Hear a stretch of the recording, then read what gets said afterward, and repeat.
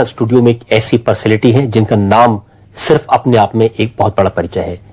ऐसा व्यक्तित्व जिस पर पूरे देश को मान है, सम्मान है। हमारे साथ हैं लता मंगेशकर। लता जी, आज की बात में आपका बहुत बहुत स्वागत है और आपको बहुत बहुत बधाई पुरस्कार मिलने पर। मैं आपसे बात करना चाहता हूँ संगीत की।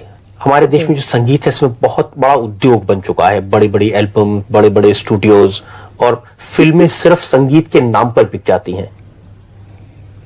पर आपको ऐसा नहीं लगता कि फिल्में पहले भी संगीत के नाम पे भी बिकती थी? पुराने अगर आप फिल्मों को देखिए तो एक एक फिल्म में कम से कम 11-11, 12-12 गाने होते थे। जैसे मुगले आजम में मेरे गाने मेरे ख्याल से 10-12 थे, या अनारकली में, या और दूसरी फिल्में नागिन जैसे। तो उस वक्त भी लोग गाने ही पसंद करते थे। फिल्में नहीं चलती थी फिर भी गाने चलते थे।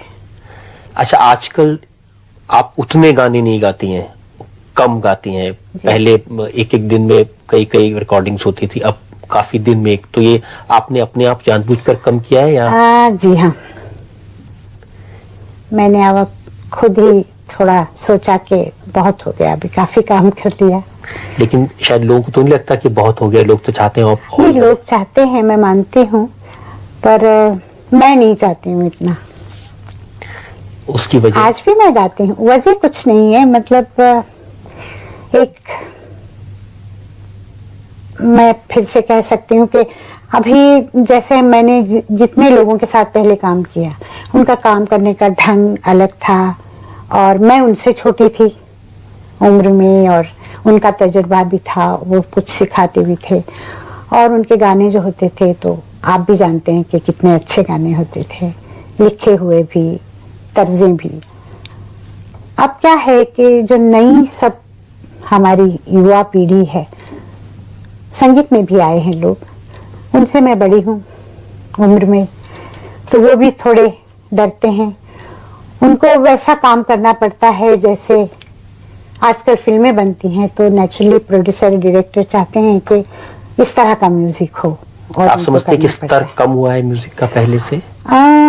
स्तर तो कम हुआ ही है, सिर्फ म्यूजिक का नहीं, जो फिल्में बनती हैं उसमें भी आप देखिए कि कितने कम कपड़े पहने जाते हैं और किस तरह के डांसेस होते हैं, कितनी मारधाड़ होती है। तो फिल्मों का भी स्तर काफी नीचे आया है। लता जी, एक समय एक पाकिस्तानी ने कहा था कि हमें लता मंगेशकर दे दीजिए और कश्मीर ले लीजिए। इतनी भावना है वहां के लोगों की। तो आपका कोई इरादा है पाकिस्तान जाने का? जी हाँ, मैं पहले भी 1-2 बार सोचा था जाने का, पर कुछ ऐसी अड़चनें आई बीच में कि मैं जा नहीं सकी। और मेरे ख्याल से हालात सुधर जाए, जैसे अभी हमारे प्रधानमंत्री जी ने सोचा है, अगर उसमें कुछ सब ठीक हो जाए तो जाने में हर्ष तो नहीं है कोई। अभी मैंने सुना कि जो पाकिस्तान के प्रधानमंत्री हैं नवाज शरीफ साहब, उन्होंने भी स्टेटमेंट दिया। उन्होंने कहा कि बहुत सारी पीढ़ियां गुजर गई, तलत महमूद, मोहम्मद रफी, मुकेश को देखे बगैर अब वो नहीं चाहते कि लता जी को देखे बगैर पाकिस्तान की ये पीढ़ी गुजर जाए।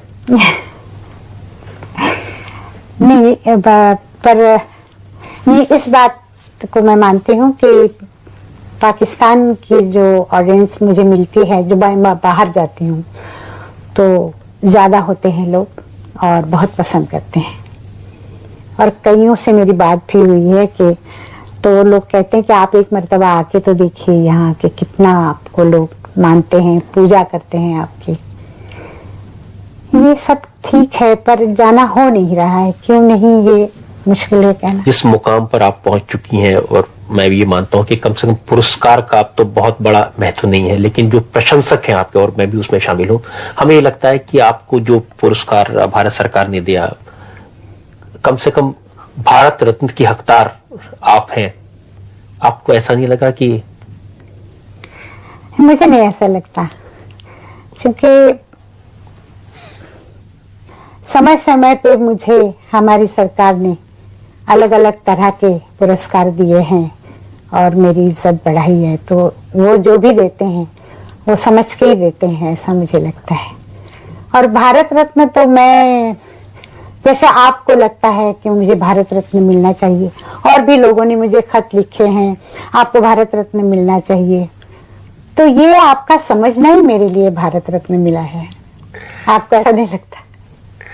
लता जी, इतने बरसों गाया है, कई कलाकारों की कई पीढ़ियों के साथ गाया है, आपने गाना कम भी कर दिया है संतुष्ट होकर के। कोई ऐसी तमन्ना है जो पूरी नहीं हुई, जो आप पूरी करना चाहती हैं? एक तमन्ना वो मेरी शुरू से ही, मतलब मैं कई जगह कह चुकी हूँ कि मुझे बहुत इच्छा थी क्लासिकल गाने की। तो सीखा तो क्लासिकल ही है, मेरा बेस तो वही है। पिताजी से सीखा, उसके बाद मेरे 2 गुरु थे उनसे सीखा, पर मैं इतना रियाज नहीं कर पाई क्योंकि फिल्मों में मैं इतनी मसरूफ रहती थी। तो वो अगर करने मिलता तो अच्छा होता, और शायद,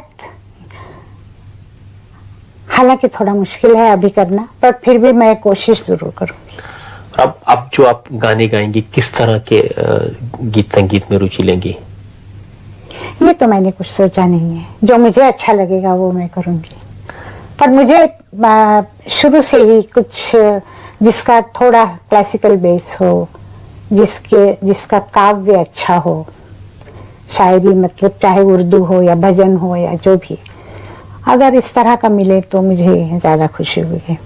और एक सवाल जो बड़ा क्लीशेड सा है, सब लोग ये सवाल पूछते होंगे, लेकिन तो भी मैं सोचता हूँ कि जो लोग संगीत में रुचि रखते हैं, गाना सीखना चाहते हैं, गायक गायिका बनना चाहते हैं, वो आपसे जरूर जानना चाहेंगे कि आखिर वो क्या करें ऐसा कि वो अच्छे बन सके, जीवन में बेहतर गायक बन सके।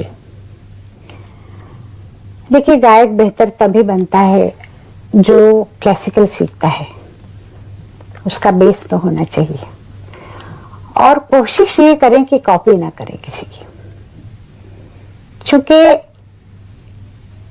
फर्ज कीजिए कि रफी हैं या लता मंगेशकर हैं या जो भी है, उनकी कॉपी अगर कोई करता है, भले मैं 19 हूं और गाने वाला सामने जो कॉपी कर रहा है वो 20 है, पर मेरा जो 19 है वो 20 में आता नहीं। फिर मेरे कहने का मतलब आप समझ गए होंगे। तो कॉपी करने से लोग कहते हैं अरे ये लता की कॉपी कर रहा है या ये रफी को कॉपी कर रहा है। ये नहीं होना चाहिए। अपनी आवाज लेके जो आदमी आता है वो टिकता है। और ज्यादा ध्यान इसमें दे कि मुझे अच्छा गाना चाहिए, समझना चाहिए मतलब क्या है, गाना किस जगह पिक्चराइज हो रहा है, कौन गा रहा है फिल्म पे, सिचुएशन क्या है, ये समझना बहुत जरूरी है। लता जी, आप स्टूडियो में आई, हमारे सवालों के जवाब दिए, आपका बहुत बहुत धन्यवाद। ये थी लता मंगेशकर, जिन्होंने बरसों से अपनी आवाज के जादू से सारी दुनिया के दिलों पर राज